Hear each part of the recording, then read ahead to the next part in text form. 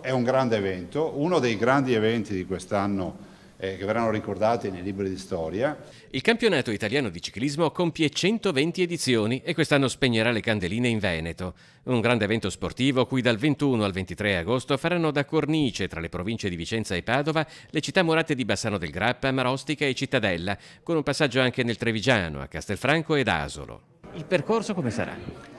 Il percorso è un percorso spettacolare che è adatto a tutti quanti i corridori. Un po' l'idea che abbiamo avuto è quello di dare la possibilità a velocisti, scalatori, corridori completi di potersi giocare questa maglia tricolore.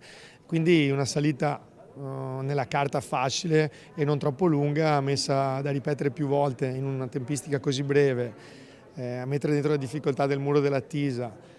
In un finale, fare una corsa di 250 km sicuramente renderà la corsa per corridori veri. Con attorno diverse iniziative correlate, il campionato italiano di ciclismo in Veneto si dividerà in 2 giornate. Il 21 agosto la gara a cronometro, il 23 la gara in linea. Non mancheranno i nomi famosi.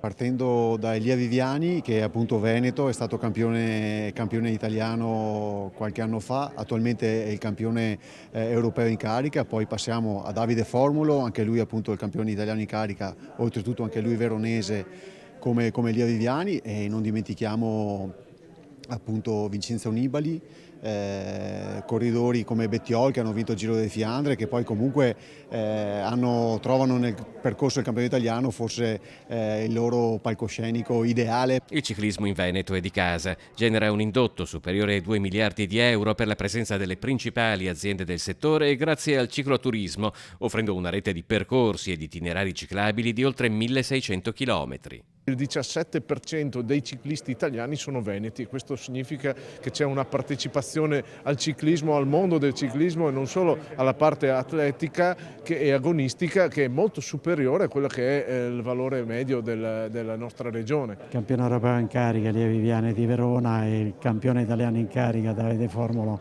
è anche lui di Verona, per cui come dire c'è tanto Veneto in tutte le rappresentative nazionali che portano la maglia azzurra per il mondo.